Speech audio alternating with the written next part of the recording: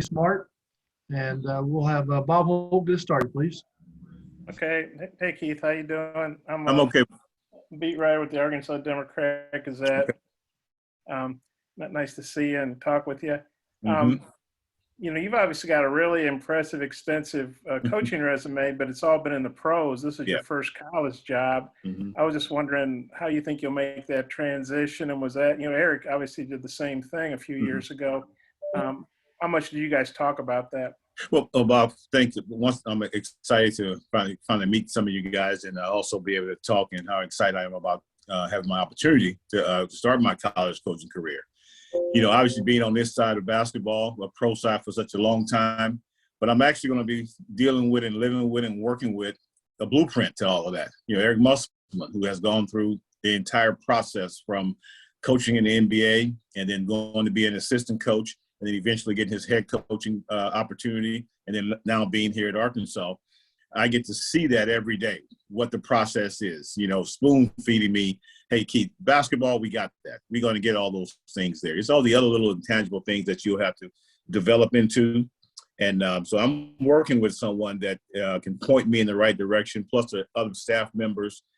It couldn't be a better situation for me to fall into, because you have so many of the veteran coaches who have coached in college, that have communicated with the young high school kids and recruiting on those trails, that can kind of spoon feed me those things there. And I think they give you a parameter to work in, and you develop and work and develop your style and habits in the new environment. But I can't tell you how important it was for me to fall into a place that I can see someone who has already gone that route, and someone that I know personally. And then I guess between your playing career and your coaching career, college, everything, you were connected to a team for about 40 years in a row. And then the last 2 years you weren't. I know a lot of coaches kind of recharge their battery. I know Eric, I think, did that when he left Sacramento before he went to Arizona State. But what have you been doing? Like where have you been living? What have you been doing? And was it sort of a conscious choice to sit out a little while, or was it more about, you couldn't find the right fit until now, or kind of what's that been like? Not coaching. How anxious are you to get back into it? Well, I was with New York Knicks, and head coach there was David Fizdale, and I was working with him, and obviously Knicks made a change.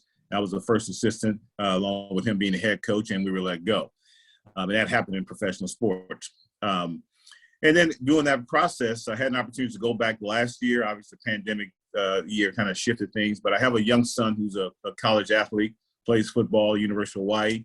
And I wanted to take the time with the opportunity that I had, to spend time and watch him play in his senior year. Now, obviously, COVID hit, slowed everything down, could not visit out. And a lot of those kids pretty much got an extra year. All the college kids got an extra year to come back and play this year. So I took that process there. But along the way of that process, I said, let me take a look at colleges and take a look and see if that's something that I might want to do. And I got involved with Indiana University. They called, I went through the process with them. And that kind of got my juices flowing a little bit about potentially going into college and coaching. But during that time frame, I started to watch a lot of college basketballs while I was away from it, because I wasn't involved in the NBA. So I just looked at college coaches and watching what they were doing and how they were playing. Of course, I'm following Eric and other coaching friends that I have, and that started to get me moving in that direction. And then, like your house there, where have you been living the last couple of years? Well, I'm in California. When I came out here, when I came here to the Bay Area, Oakland, California, with Eric Musselman in 2003. So we came here, have been here ever since. It's been my base. Once my kids got to high school, my wife said we were not going to move them around, want to keep them in a high school, and that way they can be kind of rooted there. And so we just simply stayed here. So all my coaching travels and places I've gone, we kept our home base here. My wife wanted to make sure we kept things intact so that they can have a familiar environment. Okay, so you're living in Oakland? Yeah, I live in an area called a city called Dublin, which is about 35, 40 minutes from Oakland. Okay, cool. Well, I've got a few more, but I'll turn it back over to Mike. Thanks, Keith. Okay. Nate Allen.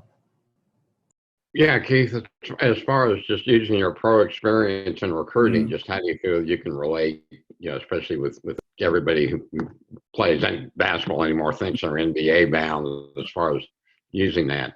Mm-hmm. Well, I shared this with other people. I said, for each of these young men that I'm going to come in contact with, every road that they're going to try to travel on, I've been on that road already. I can share with them from, not for me, in my case, wasn't recruited out of high school, went off to junior college and got recruited from there, understanding that portion of it, going to college, graduating from college, getting drafted into the NBA, getting cut from the NBA, playing basketball overseas, all around the world.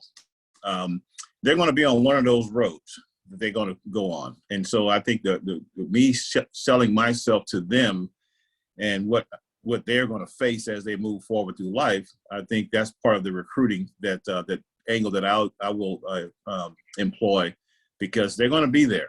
They're going to go on those routes, and I can share my experience from each one of those that they're going to go on. What it's going to take to get into the NBA, that's where they all want to go.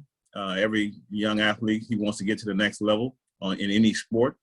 And I think I can share my experience with a lot of these young men that I'm going to come in contact with, as well as their families. What about as far as the patients have you been working with, professionals as far as just kind of working with guys that aren't at the same developmental stage as the ones you've worked with in the past?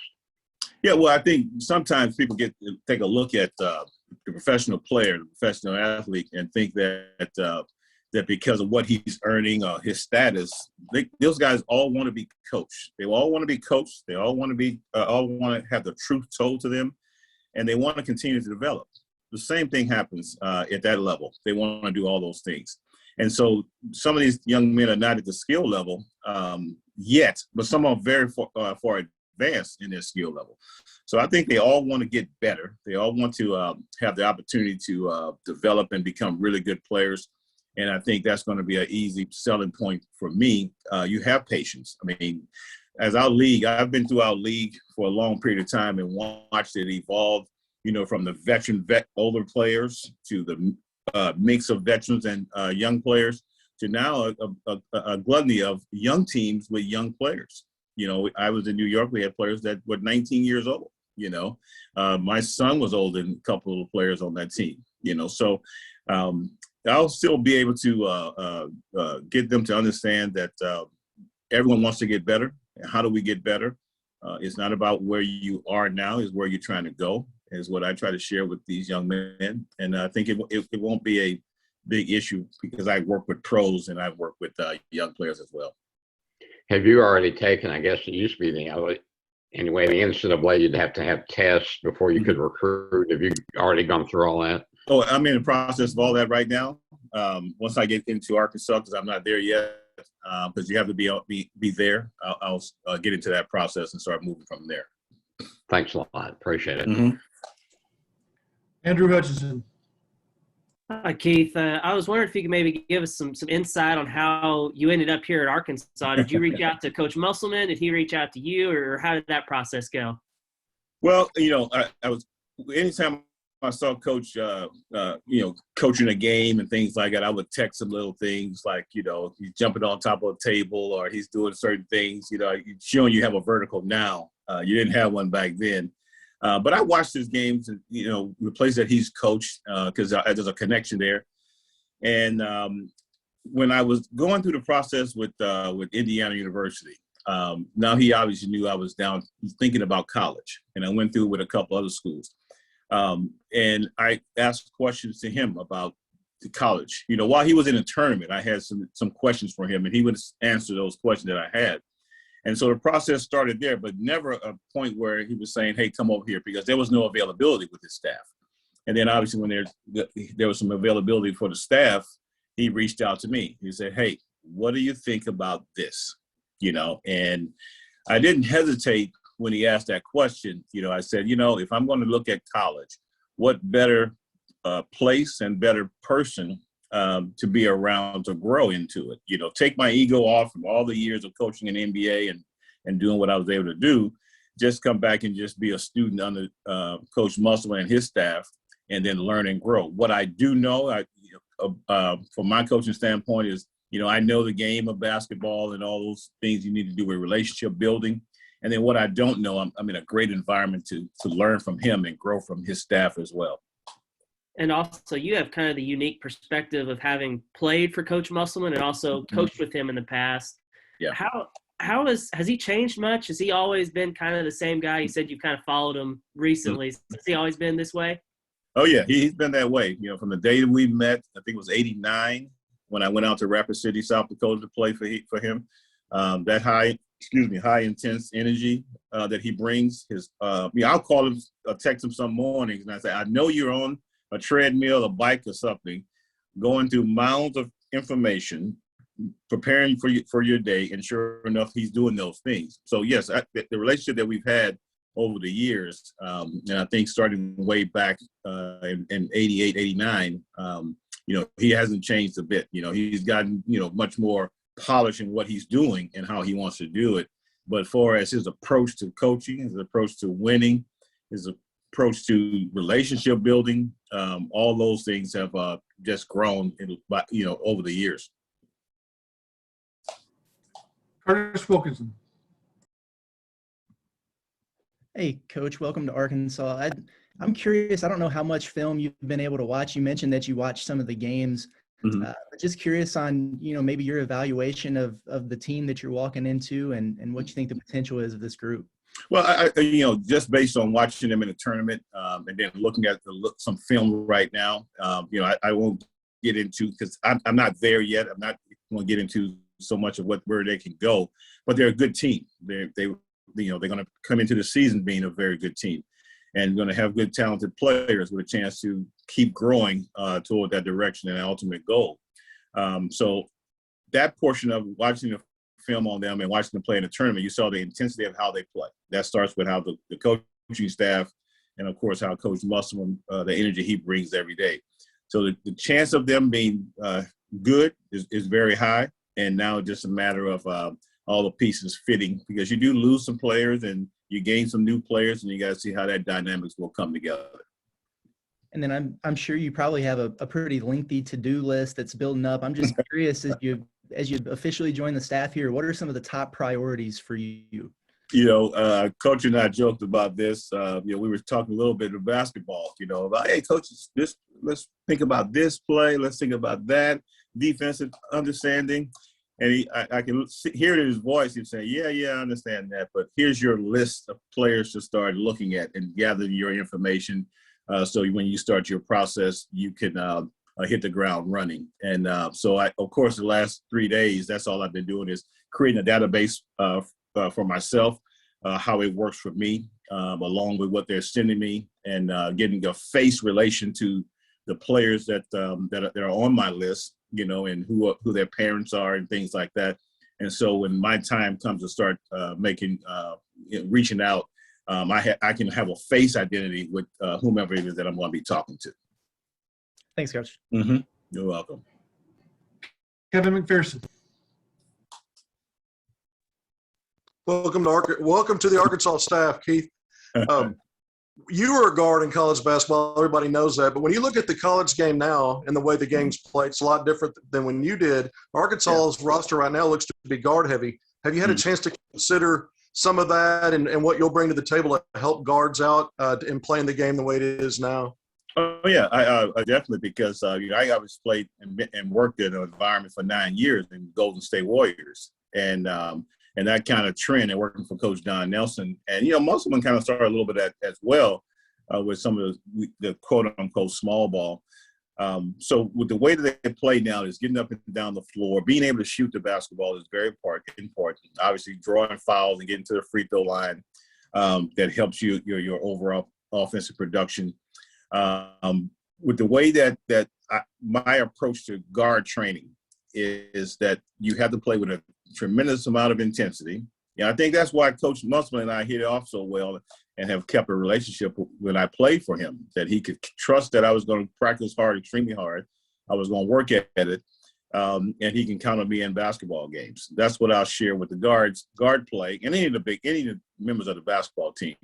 But this game is so guard heavy now that you have to have players to be able to get to certain spots on the floor to make plays for themselves for their teammates. And I think I can share with some of the stuff that I've learned and grew with over the years, with all the guards that I've been able to be around and help develop. I'll share those same things with these young men here. Now, another question here. Speaking about your college days, it's an exclusive club to hit a big shot in a national title game. Arkansas had one of those in Scotty Thurman. Do you know Scotty? Have you ever met him, or have you know, that is an exclusive club. So I always wonder if players that have done that are in communication or reach out. Well, haven't met him, but you know, we talked about another player, Mario Chalmers, and I coached him in Miami. And so when my first day on the job there, he said to me, "You weren't the only one to make a shot, you know." And I'm sure if I meet Scotty, it'd become around the same thing. Conversation. You know, I had a chance to be around Jordan, and we talked about our shots. The late Lorenzo Charles and his shot that he made. You know, so that group that was a close-knit group, bound by the moment that they had. And I'm sure there'll be others that have that opportunity. But being in that group, you know, it's always a fantastic moment when you can do that and get into the championship and have a chance to win it all. And your shot is one of the determining factors. Thank you. Welcome once again. Welcome to Arkansas. Thank you. Bob Holt, follow up. Yeah, Keith, you mentioned the Indiana job, and I was Googling you, and I saw that your name came up. They obviously did go the NBA route with Mike Woodson. But was that a good experience for? I guess you probably interviewed with him. Was that a good experience? That was an excellent experience. That was, you know, I think that really kind of opened my eyes. Not only that, but my son being a football player, got recruited and all those things there, and being around his teammates. I think that all played a great part in that. But I think going through the process with Indiana, really kind of, you know, talking with the AD and being able to share my thoughts and ideas about my coaching, and then him sharing, you know, what he thought would be necessary as well. You know, obviously at that stage wanted a former player to come back and coach there. And obviously they hired a great one in Mike Woodson, who played there also and coming from the NBA. But that did open my eyes to it. And I knew I needed to know more about the process. You know, what else do you need to go into? And Coach Musselman and I talked about this. You know, he shared with me, he thought that the fact that he did become an assistant coach first in college really helped him in his next stops as head coaches. So I think that was the starting point of being there, involved in that process, and being able to talk to a few other schools really opened my eyes to it. And you mentioned in the news release the other day that you'd been recruited by Nolan Richardson. Yeah. Who all did you – I mean, that was a long time ago. I was wondering maybe who all recruited you, and did you take a recruiting visit to Arkansas, or how strongly did you consider Arkansas? Well, Arkansas was in my top five when I made my recruiting visit. And Coach Nolan Richardson and I, we kind of joked because we had a little scheduling conflict. He wanted me to come over the weekend. They had a game and wanted me to see the game and see the atmosphere of what it was like in the arena. But at the same time, I had already made an appointment to go visit Indiana. So I came in the middle of the week on my visit there. And then I left Arkansas and went to Indiana. And I really wanted to come to Arkansas because a couple of players that I've gotten to know over the years, when I first saw Sidney Moncrief on the cover of the magazine when he's playing for the Milwaukee Bucks, I knew that was someone that I wanted to kind of be like. And find out that he went to Arkansas along with Darrell Walker and then Alvin Robinson, who I played with at San Antonio. Those three guys opened my eyes to want to play basketball, that style of play, you know, during my days. And that's why I visited, you know, Arkansas. And when Nolan Richardson came out to visit me at Garden City Community College, made an impression that allowed me to put them on that quote-unquote list of schools that I wanted to go to. Is it a deal where it's just hard to tell Bobby Knight no? Or Well, you know, I think when the same thing could have happened if maybe I would have saw the game and saw all the excitement in the arena. Maybe that would have been the selling point for me. But then when I went to Indiana and saw the exact same thing, saw that game and those students, those athletes run out on the floor and saw the explosion of noise, that kind of maybe pushed me over to the other side of wanting to choose Indiana. But Arkansas was definitely one of the top 2 schools that I was going to try to attend. Yeah, Nolan Richardson still lives here, so hopefully you guys can connect. Yeah. I mean, it's kind of interesting about all, I don't know, 30 some years later, you visited Arkansas, didn't decide to go elsewhere, and now here you are at Arkansas. You know, it took a while to get here. Yeah, well, I just felt it was almost like a full circle for me to come back to an environment. Michael Ratliff was my host when I came on the visit, and he just shared with me about the goodness of playing there in Arkansas, and me feeling that love that I had when I came here from the coaching staff, and then obviously making the decision to go to Indiana, and thus that decision to go to Indiana probably put me in a position to where I can come back and be a coach, because I think it all worked out. One more, the shot, talking to Scotty over the years about, his shot, he appreciates it, he's proud of it, but he said, hey, I did other things, I've done other things too. But do you still find that people talk to you about that shot? And even though a lot of the players you've coached weren't alive when you hit that shot, I mean, just how has that impacted your life, I guess? Well, I think when something like that happens, I always said that moment chases you. It continues to chase you because you're going to be identified with that big moment. And, from being in the sport for so long, I travel, my bags may have my name tag on there, and people will remember and talk about the story, what they were doing when that shot went in, and how they felt about it.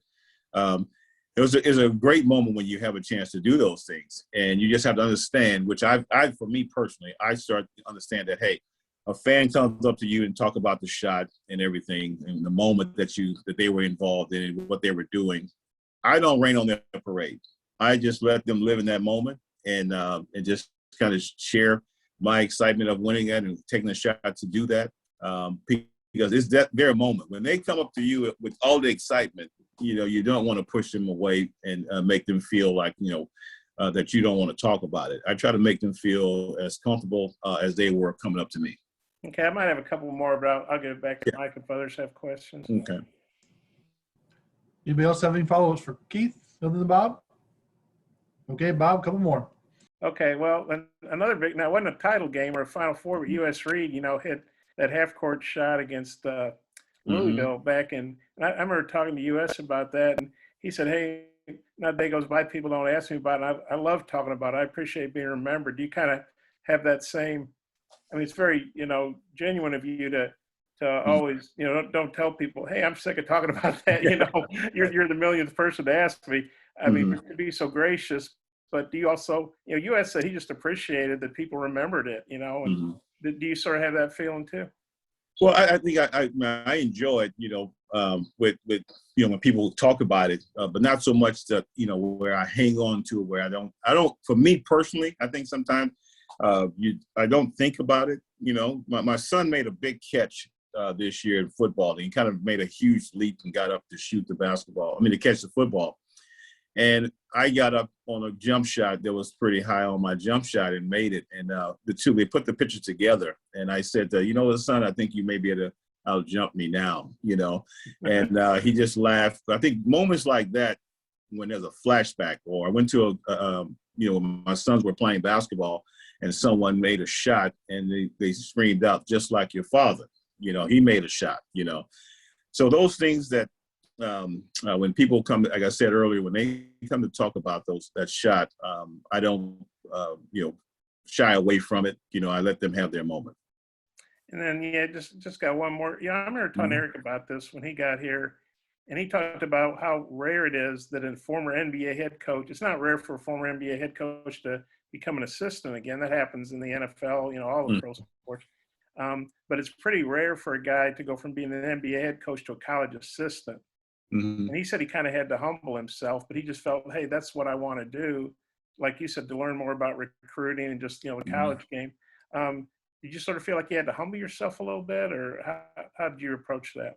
When I talked to Coach about this, about, coming there, I said, first off, and he knows me, so I wasn't selling it myself to him. I said, I have no ego about this. I want to grow. I think as a coach or as a person, the one thing you want to do in life is to keep evolving and keep growing. And I thought that I had to take out where I've been and what I've been able to do, which was easy for me to say, okay, I need to learn from someone who's been through the process. And so the ego, if you got an ego, you're going to have a problem with it, because you're going to try to think that you know more. But I come in with an open canvas of growth. The knowledge that I have already obtained, I can share that, but I'm in a process of just growing now and learning, trying to become a good assistant coach. I told him, I said, Coach, I'm going to try to become the best recruiter. I said, I'm going to try to become one of your best coaches that you can rely on, because we already have a dynamic and great staff.